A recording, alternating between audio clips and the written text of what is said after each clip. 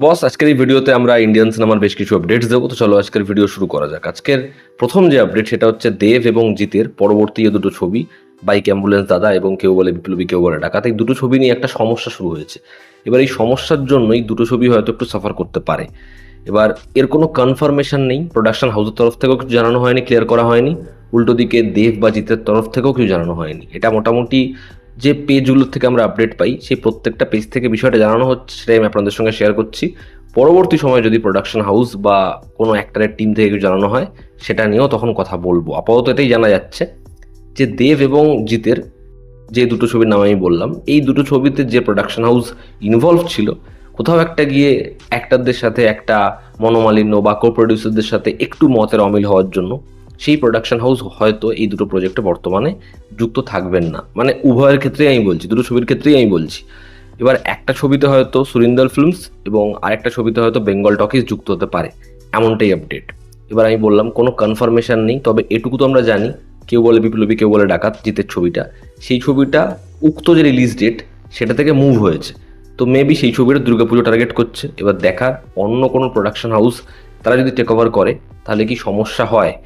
আর যে production house যুক্ত ছিল তারা তো পরপর পরপর ছবি আনছে, তাহলে ইস্যু এমন কি হলো সেটা কি কখনো সামনে আসে না, এই পুরো বিষয়টাই পরবর্তী সময় শর্ট আউট হয়ে যায়, সেটাই দেখার। তবে আপডেট আপাতত এটাই যে দুটো ছবি থেকেই সেই প্রোডাকশন হাউস সরে যেতে পারে এবং সেখানে অন্য প্রোডাকশন হাউস অ্যাসোসিয়েটেড হবে। এবার দেখার দেব এবং জিতের এই দুটো ছবি কি যে রিলিজ ডেট অ্যানাউন্স করেছে সেই সময় আসে না সেখান থেকে মুভ হয়। ইলেকশনের রেজাল্ট বেরিয়েছে, একটা জটলতা তৈরি হচ্ছেই। জিতের ছবি যদি পুজোয় আসে সেটা মানা যায়, তবে দেবের দেশু সেভেনের এখনও শুটিং স্টার্ট হয়নি এবং বাইক অ্যাম্বুলেন্স দাদা সেই ছবিটা যদি এখন প্রোডাকশন হাউস মুভ হয়ে যায় তাহলে সেই ছবিটা কি 15ই আগস্টের টাইমে আসতে পারবে, দেখার। সেটা সেটা সম্পূর্ণ পরবর্তী সময়ের আলোচনা। আপাতত এটাই আপডেট আপনাদের সঙ্গে শেয়ার করলাম। পরবর্তী যেটা আপডেট সেটা হচ্ছে শক্তিশালিনী ম্যাডক ফিল্মসের পরবর্তী যে ছবি, সেই ছবিতে অক্ষয় কুমারের যে ক্যারেক্টার সারকাটা হিসাবেও আসবে এবং যে চরিত্রটাকে আমরা পেয়েছিলাম স্ত্রী 2-তে সেই ক্যারেক্টারটাও আসবে।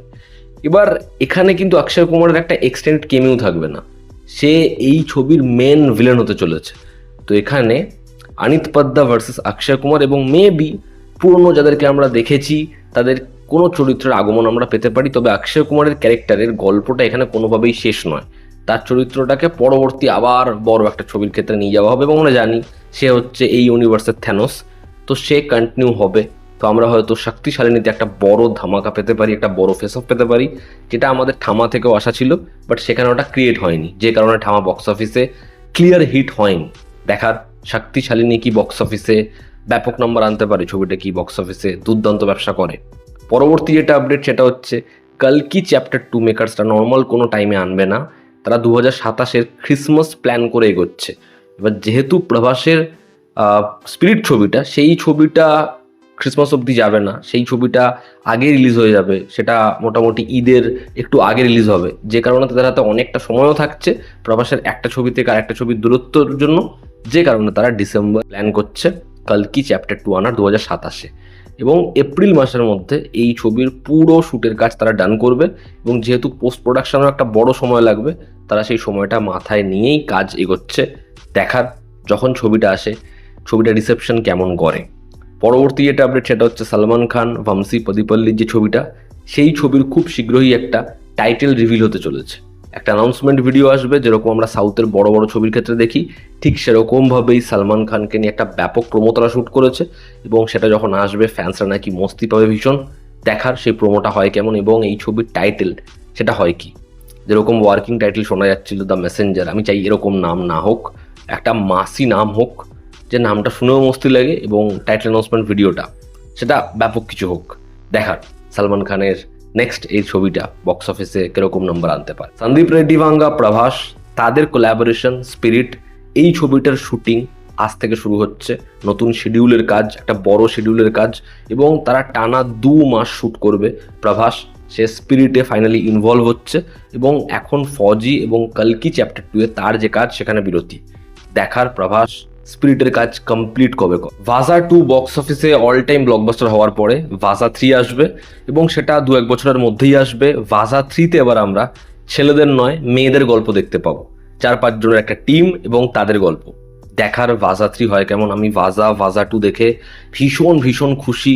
ভাজা 2 হিসাব মতো ভাজা 1-এর থেকেও বেটার ছবি, ভীষণ ভীষণ ইমোশনাল করে দেয় ছবিটা এবং হাসায়ও জবরদস্ত।